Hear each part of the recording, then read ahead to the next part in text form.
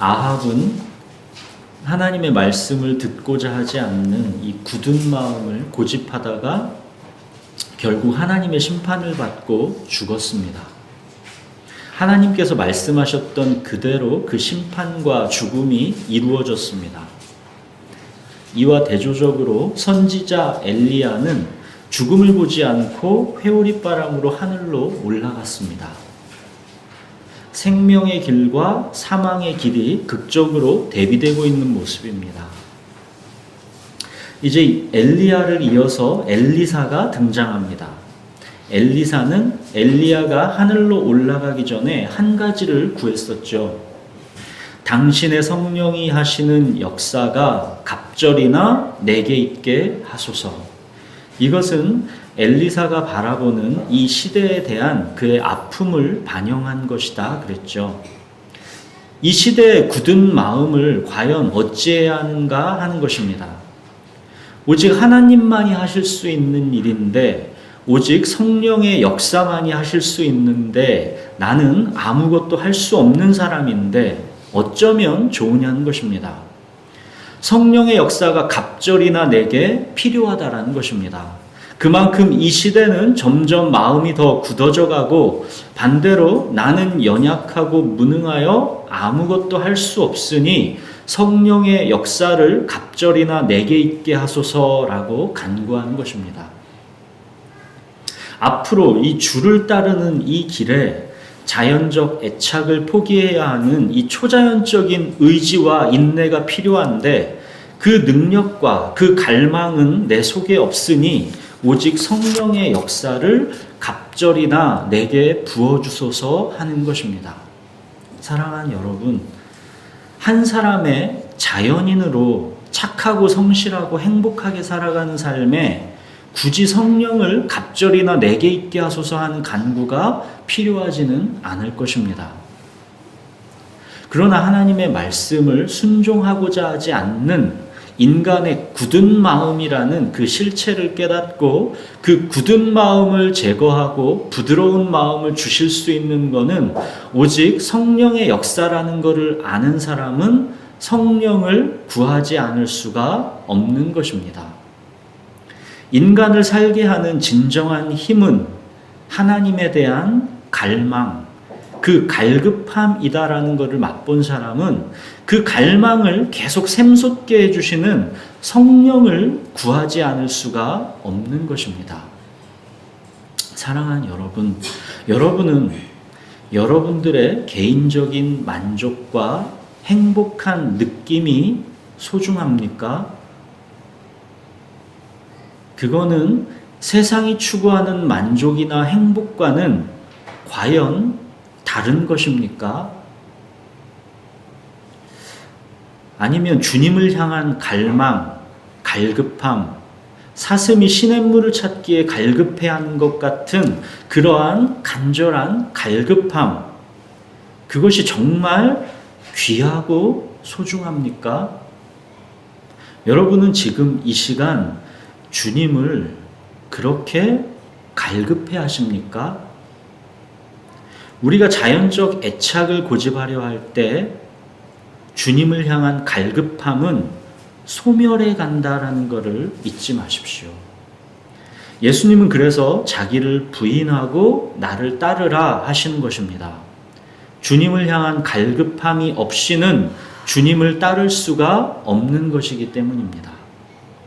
주를 향한 갈급함, 이 갈급함이 그리스도인 삶의 핵심입니다.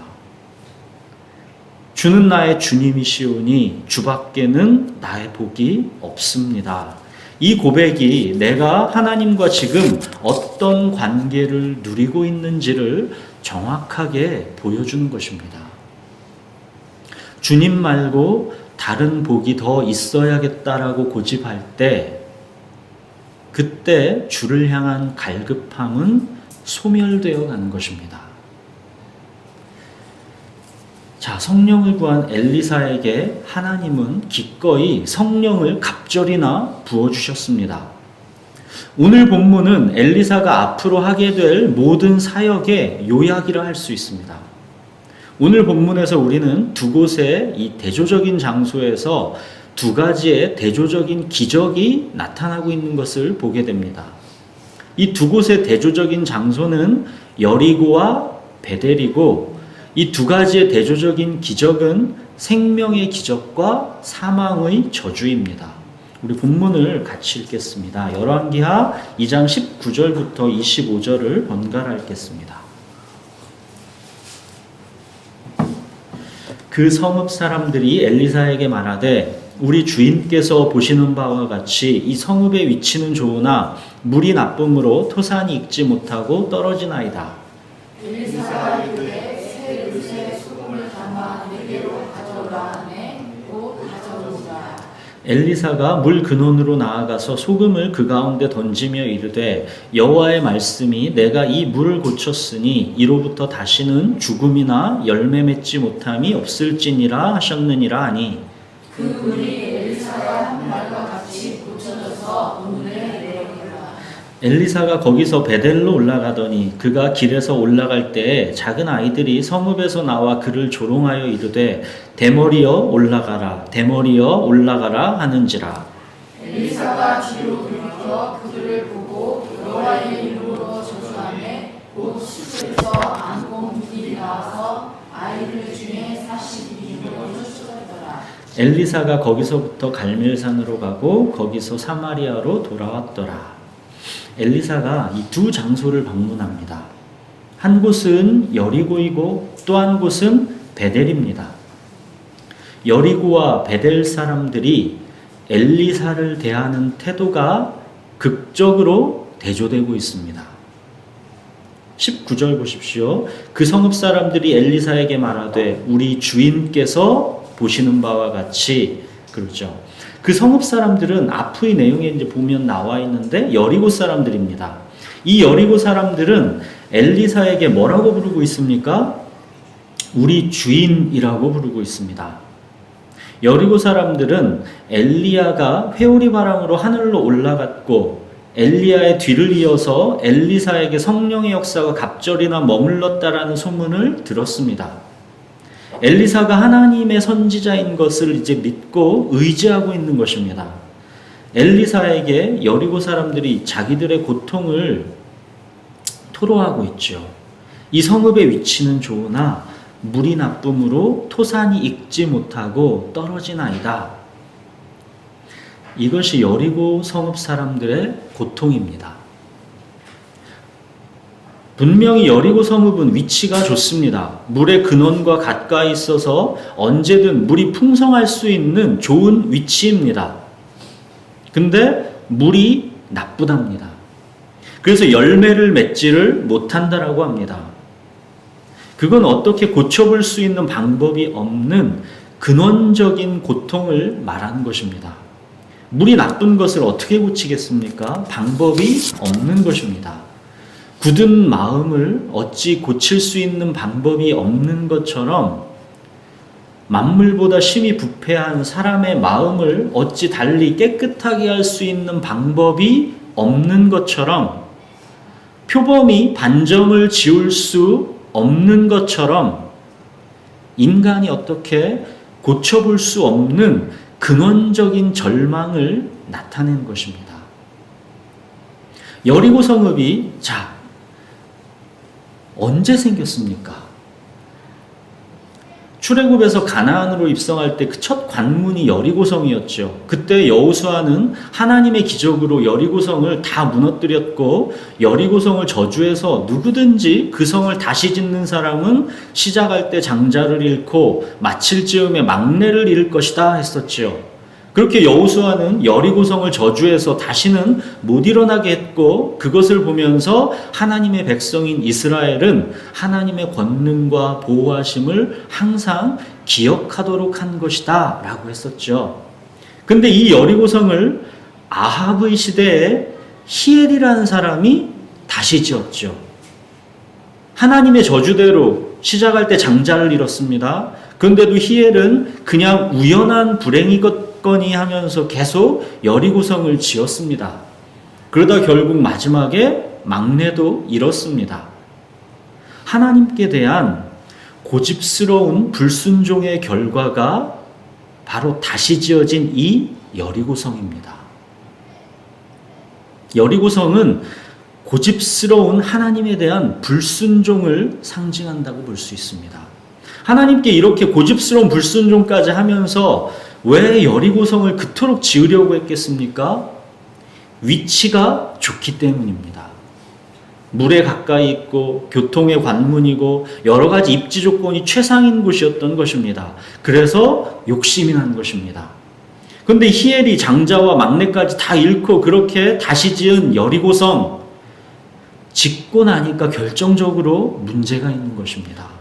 위치는 좋은데 물이 나빠서 열매가 익지 못하는 저주받은 땅인 것입니다. 여리고 사람들은 자기들이 어찌 해볼 수 없는 근원적인 문제를 안고 살아가고 있습니다. 물이 나빠서 토산이 익지 못하고 그냥 떨어지는 절박한 문제입니다.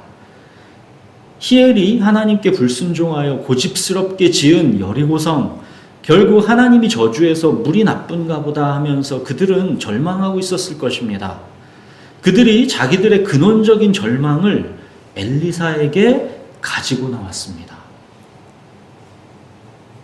비록 하나님께 불순종하여 여리고성을 다시 그렇게 짓고 말았지만 우리를 불쌍히 여겨 달라고 하나님의 선지자 엘리사에게 나아왔다라는 것입니다. 그렇게 낮아진 마음으로 나아왔을 때 그 결과가 어떠합니까? 20절에서 22절 엘리사가 이르되 새 그릇에 소금을 담아 내게로 가져오라 하매 곧 가져온지라. 엘리사가 물 근원으로 나아가서 소금을 그 가운데 던지며 이르되 여호와의 말씀이 내가 이 물을 고쳤으니 이로부터 다시는 죽음이나 열매 맺지 못함이 없을지니라 하셨느니라 하니 그 물이 엘리사가 한 말과 같이 고쳐져서 오늘에 이르렀더라. 엘리사가 소금을 물 근원으로 나아가서 던졌습니다. 여호와의 말씀을 여리고 성읍들에게 선포합니다. 여호와의 말씀이 내가 이 물을 고쳤으니 이로부터 다시는 죽음이나 열매 맺지 못함이 없을지니라 하셨느니라. 그 물이 여호와의 말씀대로 고쳐져서 오늘에 이르렀더라 그러죠. 하나님께서 절망과 죽음으로 저주받은 땅에 생명의 길을 내신 것입니다. 엘리사가 여리고 성읍에서 행한 이 기적은 예수님께서 이 땅에 오셔서 행하신 기적을 그대로 떠올리게 하고 있죠. 누구든지 목마르거든 내게로 와서 마시라. 나를 믿는 자는 성경의 이름과 같이 그 배에서 생수의 강이 흘러나오리라. 이는 그를 믿는 자들이 받을 성령을 가리켜 말씀하신 것이라. 예수님은 목마른 자에게 생수의 강이 흘러나오게 하셨습니다. 엘리사의 여리고 성읍 기적은 장차 하나님께서 이 땅에 어떤 일을 행하실지를 미리 보여주는 것입니다. 물이 나빠서 열매를 맺을 수 없는 절망, 목말라서 갈증이 해결되지 않는 절망, 이 절망에서 하나님은 구원을 주신다는 것입니다. 엘리사, 이 이름의 뜻이 무엇입니까? 하나님은 구원이시다입니다. 예수, 그 이름의 뜻은 무엇입니까? 자기 백성을 그의 죄에서 구원할 자입니다. 가난하고 애통하고 눌린 자에게 자유와 해방과 영생의 복음이 선포된 것입니다. 하나님은 구원의 길, 생명의 길을 내신다라는 것입니다. 자, 여리고 성읍에 그 못쓰게 된 물이 어떻게 고쳐졌습니까? 소금을 물의 근원에 던졌지요. 그랬더니 여호와의 말씀대로 그 물이 고쳐졌습니다. 그 물을 고치는 길은 소금을 물의 근원으로 던져야 한다는 것이 여호와의 말씀이었습니다. 아까 읽은 요한복음에서 어떻게 목마름이 해결된다고 했습니까? 나를 믿는 자는 성경의 이름과 같이 그 배에서 생수의 강이 흘러나오리라. 나를 믿는 자입니다. 소금을 물의 근원에 던져서 고쳤듯이 예수님을 믿는 자는 그 배에서 생수의 강이 흘러나온다라는 것입니다. 소금이 물의 근원에 던져졌듯이 예수님의 생명이 우리 생명의 근원인 우리의 마음 속으로 던져질 때 우리의 마음이 고쳐진다는 것입니다. 마음은 생명의 근원입니다. 모든 지킬 만한 것 중에 더욱 내 마음을 지키라. 생명의 근원이 이에서 남이니라 그러죠. 목마름을 근원적으로 해결해주는 이 생수의 강은 곧 뭐라고 예수님께서 하십니까? 성령을 가리켜 말씀하신 것이다 그러셨죠. 성령이십니다.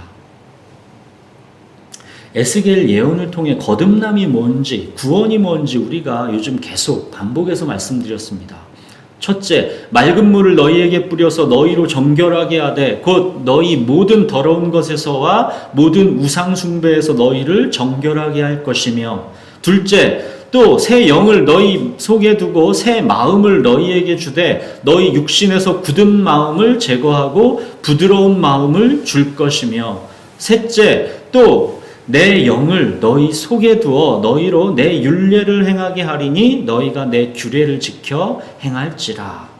바로 이 1, 2, 3단계가 예수 그리스도를 마음으로 믿을 때 우리 안에서 한순간에 일어나는 거듭남이고 이것이 구원이다 말씀드렸었죠. 바로 이 구원을 얻은 자가 그리스도인입니다. 예수님을 믿는 자는 그 배에서 생수의 강, 즉 성령이 흘러나와서 목마르지 않게 됩니다.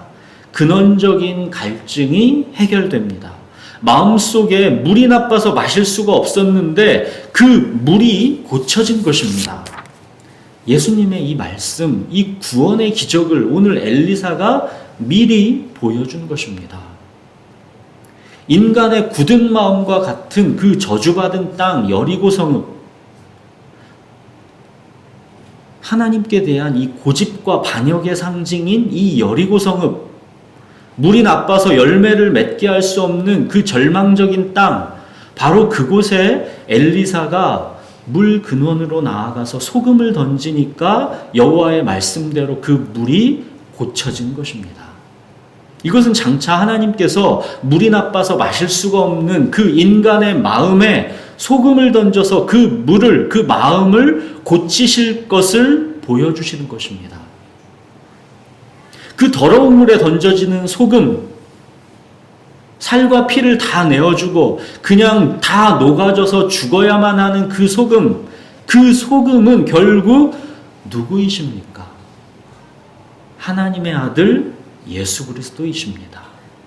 아합의 시대에 하나님께 반역해서 히엘이 건축한 그 여리고 성읍, 인간의 고집스러운 불순종의 상징인 그 저주받은 성읍, 여리고 성읍을 고칠 수 있는 유일한 길은 그 물의 근원에 소금이 던져진 것입니다. 하나님의 아들 예수 그리스도가 소금으로 던져져서 십자가에서 죽으셔야 합니다.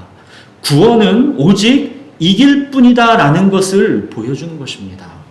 내가 곧 길이요 진리요 생명이니 나로 말미암지 않고는 아버지께로 올 자가 없느니라.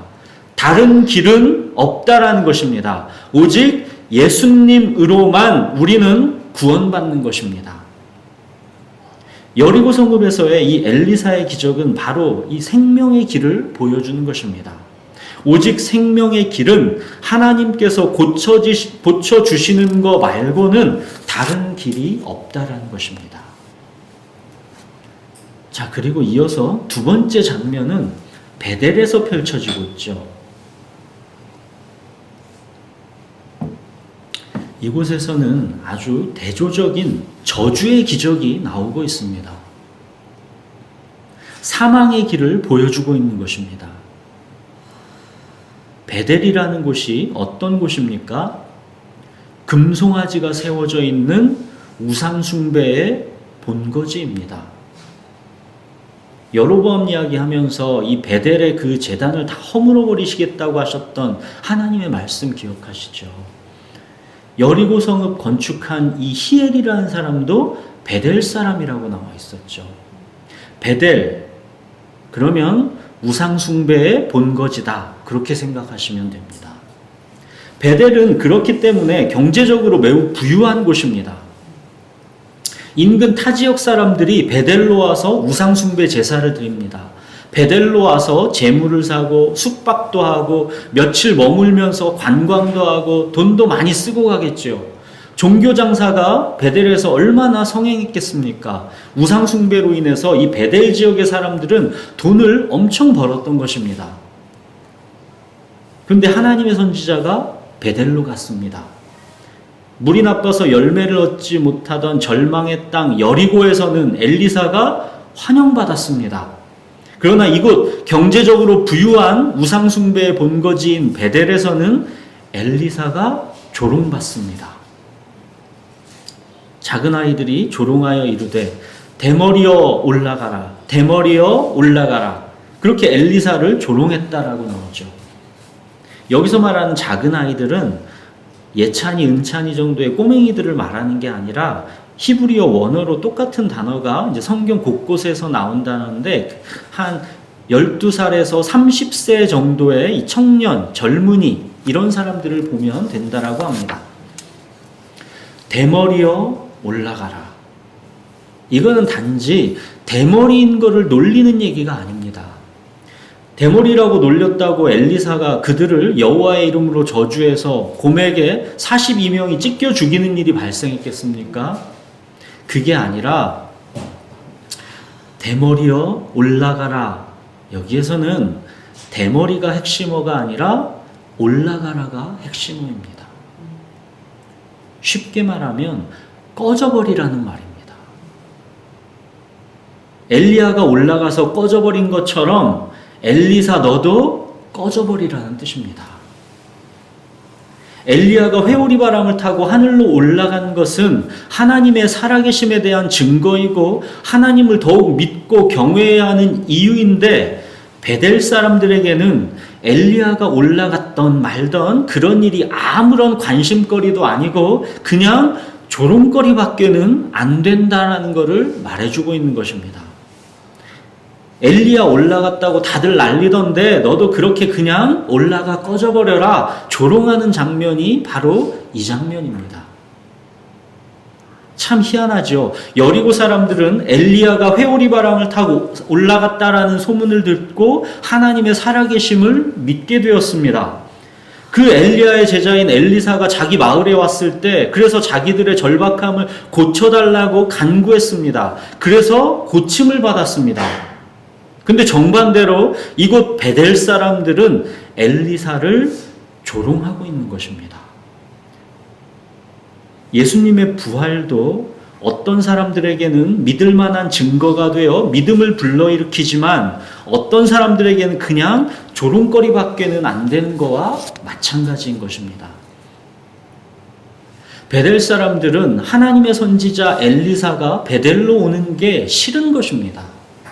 우상숭배로 경제가 활성화돼서 배부르고 살기 좋은데 괜히 와서 우상숭배가 잘못되었다느니 하면서 재수없게 경제를 망가뜨리지 말라는 것입니다. 예수님도 가는 곳마다 다 환영을 받았던 게 아니었죠. 예수님도 하루는 어느 지방에 가서 귀신 들린 자를 고쳐주셨는데 그 귀신 들린 자들이 이 돼지떼로 다 예수님께서 쫓아냈죠. 그래서 그 돼지떼가 미친 듯이 절벽으로 달려가서 바다에 다 빠져서 몰사했죠. 그래서 그 마을 사람들이 어떻게 합니까? 예수님을 제발 떠나라고 간구했죠. 예수님이 계시니까 돼지떼라는 자기 재산을 잃은 것입니다. 돈을 잃어버린 것입니다. 그러니까 예수님을 떠나라 하는 것입니다. 바울도 마찬가지였죠. 우상숭배하는 지역에서 복음을 전하고 기적을 행하니까 우상숭배로 돈벌이를 하던 그곳 사람들이 바울을 잡아서 죽이려고 했습니다. 베델 사람들은 이런 맥락에서 엘리사가 싫은 것입니다. 여기서 돈벌이 망치지 말고 꺼져버리라는 것입니다. 그랬더니 그 결과가 무엇입니까? 엘리사가 여호와의 이름으로 저주하였습니다. 그랬더니 갑자기 수풀에서 암곰 둘이 나와서 아이들 중 42명을 찢어 죽였습니다. 엘리사가 죽였습니까? 아니죠. 하나님이 그들을 찢어 죽이셨습니다. 엘리사는 하나님의 선지자입니다. 하나님이 말씀을 그 입에 둔 것입니다. 그런데 엘리사를 조롱하고 꺼져버리라고 한 것은 하나님의 말씀을 거부한 것을 말하는 것입니다. 그 결과는 죽음입니다. 하나님의 말씀을 마음으로 받기를 거부하는 것은 그 결과가 죽음입니다. 오늘 살펴본 여리고와 베델에서의 이 대조적인 이야기는 예수님이 제자들에게 권능을 주시고 이 제자들 보고 일하러 보내실 때 하셨던 말씀과 똑같은 것입니다. 우리 마태복음 10장 11절에서 15절을 한번 보겠습니다.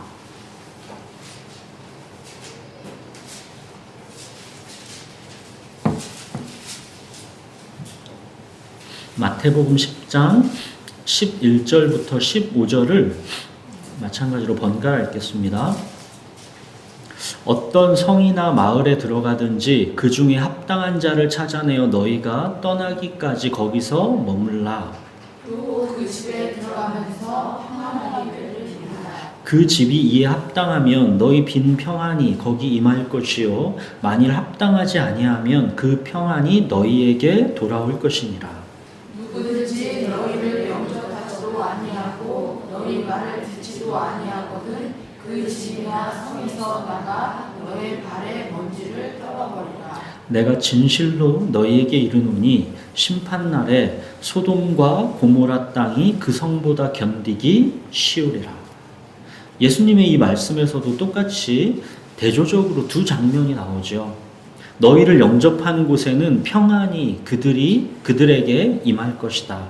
그러나 누구든지 너희를 영접하지도 아니하고 너희 말을 듣지도 아니하는 곳은 소돔과 고모라보다 더 가혹한 심판과 저주를 받을 것이다. 그 말씀입니다. 우리는 항상 한쪽 측면만 바라보려는 경향이 있습니다. 지금도 살만한 상태지만 예수님 믿으면 천국 간다니까 그 좋은 상태만 옵션으로 내가 택할 것인지 말 것인지 이거를 기독교라고 오해합니다. 절대 그렇지 않다 그랬죠. 생명의 길과 사망의 길, 이 두 가지가 분명히 다 진리입니다.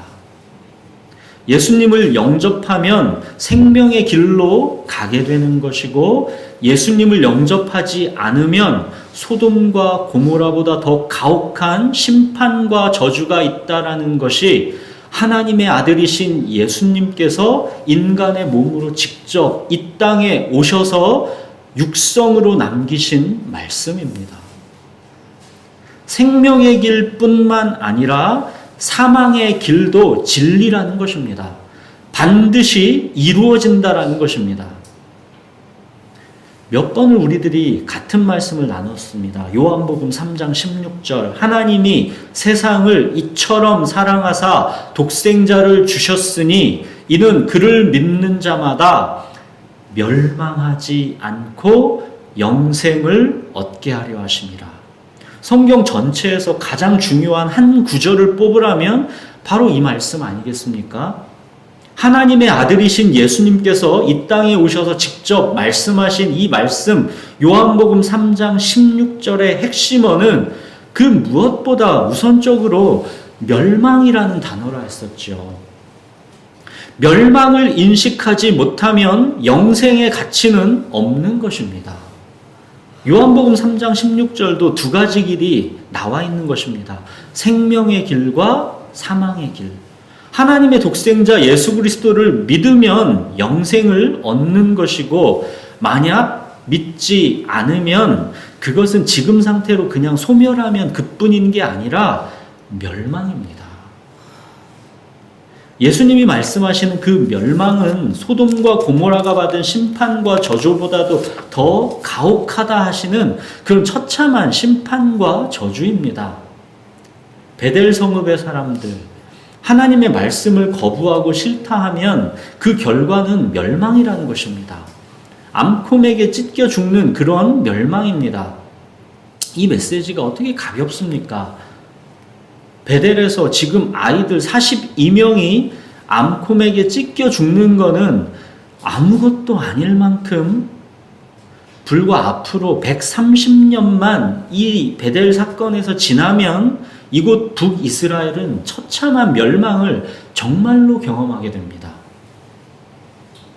그리고 지금 이 열왕기서가 쓰여진 시점은 이 모든 일들이 다 일어나고 다 망하게 되고 난 다음에 바벨론 포로 신세가 되었을 때 쓰여진 것입니다. 이건 다 과거를 회상하면서 쓴 이야기입니다. 이렇게 다 망하고 나서 보니까, 돌이켜 보니까 과거의 그 우리 조상들의 반역과 불순종이 너무 안타까운 것이라는 것입니다. 그게 열왕기서입니다. 베델에서 암콤에게 아이들이 물어뜯겨 죽는 것은 아무것도 아닐 만큼의 잔인한 일들이 이 사건으로부터 불과 130년만 지나면 발생한다라는 것입니다. 북이스라엘은 아수르에게 망하고 남유다는 바벨론에게 망하지 않습니까? 그 망하는 광경들이 묘사되는 걸 보면 처참합니다. 적들에게 포위돼서 아무것도 먹을 게 없어서 어떻게 합니까? 자기 아이들을 삶아서 먹습니다. 이런 일들을 곧 당하게 됩니다. 암콤에게 물어뜯겨 죽는 것은 아무것도 아니라는 것이죠.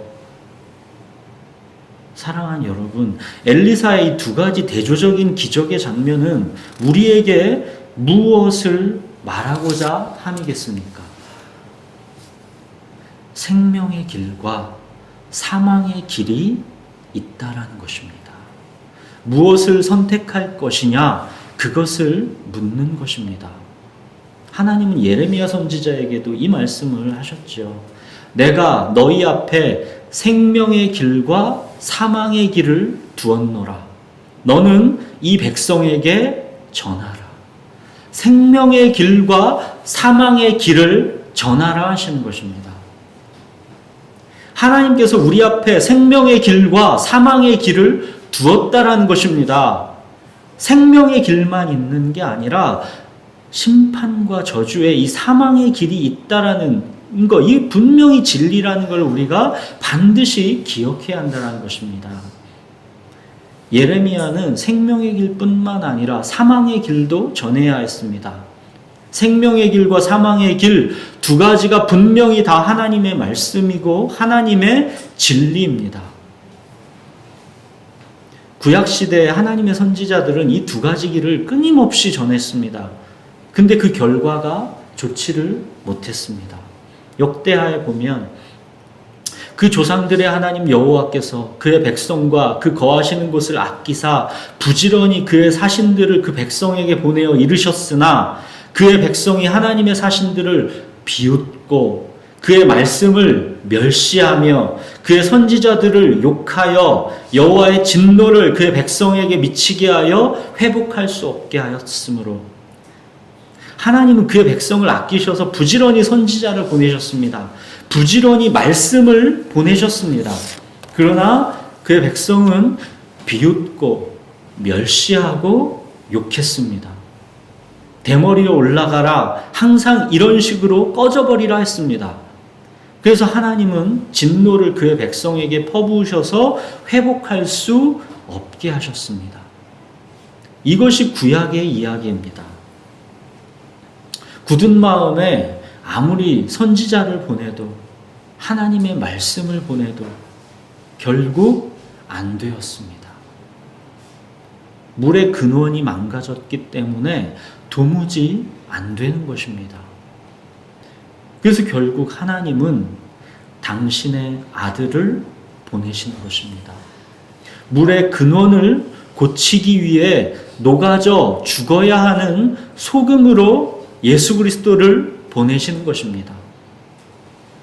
하나님이 이 세상을 이처럼 사랑하사 독생자를 주셨으니 이는 그를 믿는 자마다 멸망하지 않고 영생을 얻게 하려 하심이라. 이것이 인간에게 주신 하나님의 마지막 기회입니다. 생명의 길과 사망의 길이 우리 앞에 놓여 있습니다.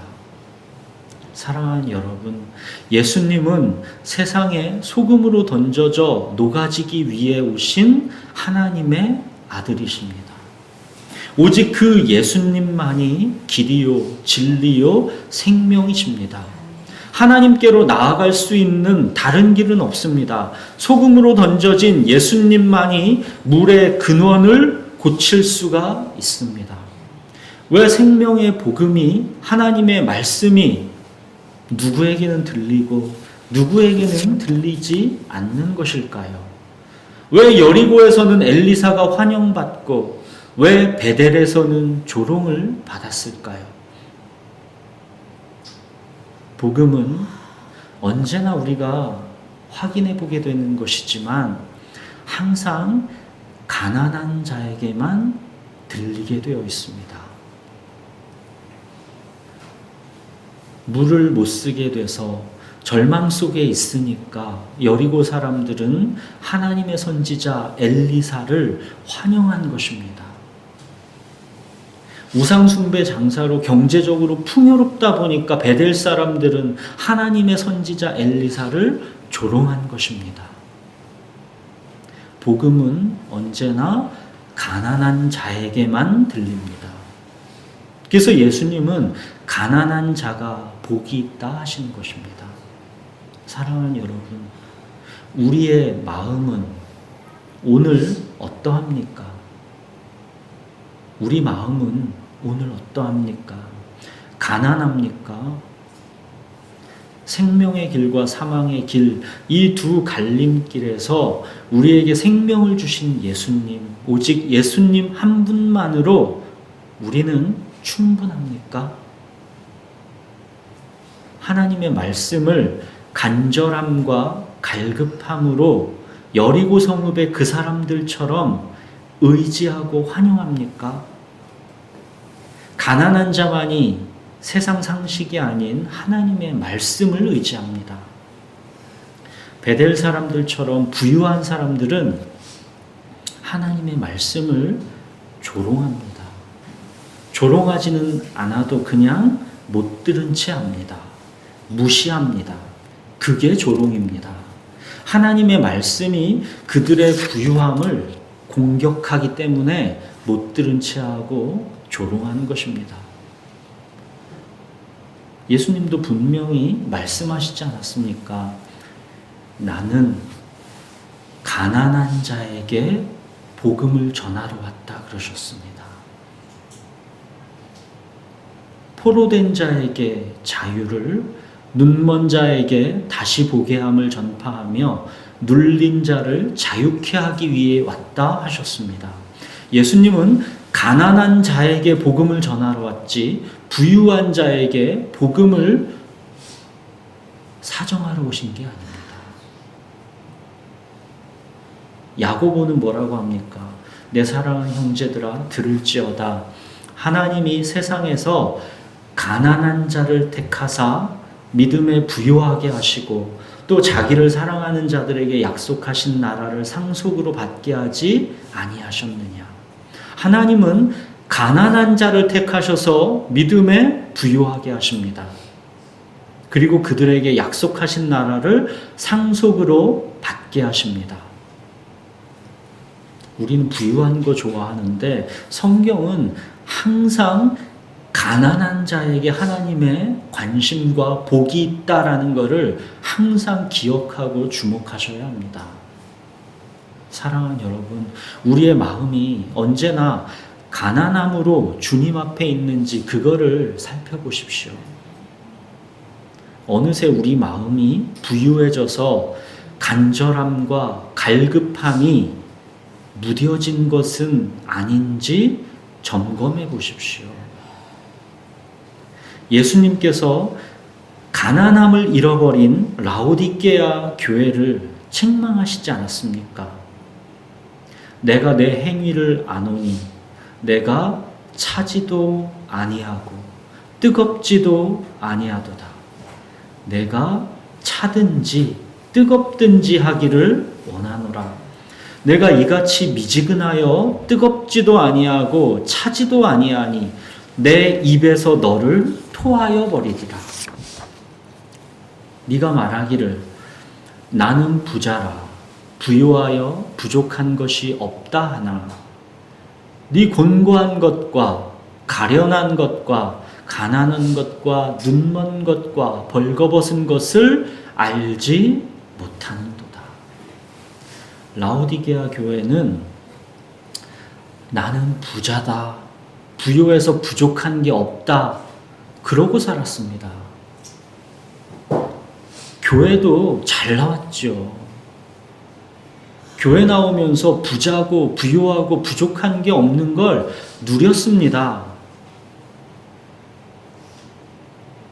우상숭배로 부유해진 베델 사람들과 마찬가지인 것입니다. 그러나 하나님은 말씀하십니다. 너의 곤고한 것과 가련한 것과 가난한 것과 눈먼 것과 벌거벗은 것을 알지 못하는도다. 세상이 주는 것으로 네가 부유하다고, 네가 만족하고 부족한 것이 없다고 그렇게 하지만 너에게는 유일하게 소중한 하나님에 대한 갈망이 없구나. 갈급함이 없구나. 그거는 비참한 것인데 네가 그거를 모르고 있구나.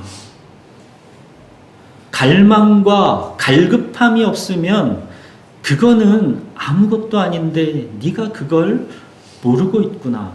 하나님께서 탄식하시면서 책망하시는 것입니다. 진정한 부요함은 주님의 음성을 듣고 주님께서 내 안에 들어오셔서 그와 더불어 먹는 것, 이것이 진정 부요함입니다. 이 세상에서의 부요함에 집착하려 할 때 주님을 향한 갈급함은 소멸합니다. 주님이 주시는 진정한 부유함을 놓치게 되는 어리석음이 없어야 하겠습니다. 사랑하는 여러분, 하나님의 말씀을 여리고 사람들처럼 가난하고 갈급한 마음으로 환영하십시오. 이것이 생명의 길입니다. 베델 사람들처럼 말씀을 조롱하지 마십시오. 말씀을 배부르고 부유한 상태에서 그냥 흘러듣는 것, 그게 말씀을 조롱하는 것입니다. 말씀을 두렵고 떨림으로 받지 않고 그냥 참고할 만한 지식 정도로 가볍게 흘려듣는 것, 이건 말씀을 조롱하는 것입니다. 말씀을 나의 행복과 성공의 도구로 취급하지 마십시오. 말씀을 이런 식으로 취급하면 나의 행복과 성공의 기준을 내가 정하고 그 기준에 맞지 않는 말씀은 그냥 못 들은 채 하거나 무시하게 되는 것입니다. 말씀은 곧 살아계신 하나님이십니다. 말씀을 나에게로 끌어와서 도구로 사용하는 게 아니라 말씀 속으로 내가 가난함과 갈급함으로 풍덩 들어가야 하는 것입니다. 그때 성령께서 말씀을 통해서 내가 처한 삶의 모든 환경 속에서 내 삶을 주관하시는 것입니다. 이것이 하나님의 임재 속에서 살아가는 삶입니다. 사랑하는 여러분, 모든 행복과 만족은 세상에 있지 않습니다. 속지 마십시오. 마음의 근원이 나빠서 못쓰게 된 내 속에 십자가에서 소금으로 던져져서 살과 피를 내어주시며 다 녹아지신 예수님, 그 예수님이 나의 마음의 근원을 고치시고 생명을 주시는 것입니다. 그렇게 예수님과 연합된 생명 안에 진정한 행복과 만족이 있습니다. 주는 나의 주님이시오니 주밖에는 나의 복이 없습니다 했던 이 다윗의 고백은 언제까지고 모든 그리스도인들의 동일한 간증입니다. 이제 곧 성탄절이죠. 예수님을 날마다 깊이 생각하십시오. 기도하겠습니다.